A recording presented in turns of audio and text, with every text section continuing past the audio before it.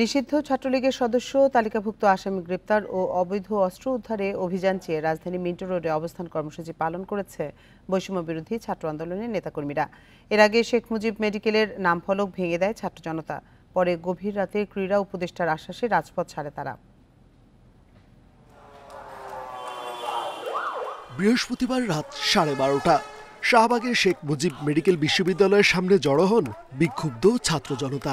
এ সময় তারা তোলেন এর নাম পরিবর্তনের দাবি। এক পর্যায়ে হাতুড়ি দিয়ে ভেঙে ফেলা হয় নাম ফলক। ফ্যাসিবাদদের নামকরণে অনেকগুলো প্রতিষ্ঠান চলমান রয়েছে। এই বাংলার জনগণ তাদের ঘৃণা করে প্রত্যাখ্যান করে ঘৃণা ডাস্টবিনের অতল গহ্বরে নিক্ষেপ করছে।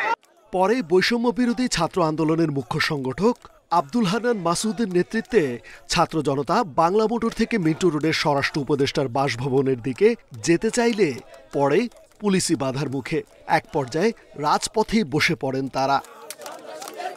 হাতিয়ায় সাবেক এমপি মোহাম্মদ আলীর বাসা থেকে ছাত্রদের ওপর গুলির অভিযোগ আনেন তারা।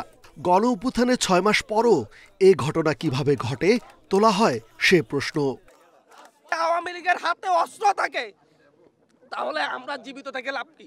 আমাদেরও মরে যাওয়া উচিত।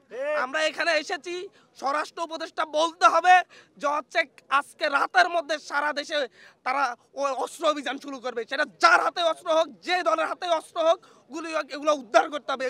পরে রাত 2টার দিকে সেখানে আসেন যুব ও ক্রীড়া উপদেষ্টা আসিফ মাহমুদ সজীব ভুইয়া। বিক্ষুব্ধদের দেন এ বিষয়ে ব্যবস্থা নেওয়ার আশ্বাস। আমরা সরকারের সর্বোচ্চ পর্যায় থেকে নির্দেশনা দিব এবং আপনারা খুব দ্রুতই এর দৃশ্যমান সাফল্য দেখতে পাবেন। এবং এটা নিশ্চিত করতে চাই যে কেউ যে কোনো ফ্যাসিবাদী শক্তি, পরাজিত শক্তি যদি কোনোভাবে এদেশের জনগণের জন্য হুমকি স্বরূপ হয়ে ওঠে তাদেরকে বিন্দুমাত্র ছাড় দেওয়া হবে না। এ সময় চলমান আইনশৃঙ্খলা পরিস্থিতির প্রসঙ্গ সামনে এনে স্বরাষ্ট্র উপদেষ্টার ভূমিকায় ক্ষোভ জানায় বৈষম্য বিরোধী ছাত্র আন্দোলনের নেতাকর্মীরা। রেজওয়ানুল হক, ইন্ডিপেন্ডেন্ট নিউজ, ঢাকা।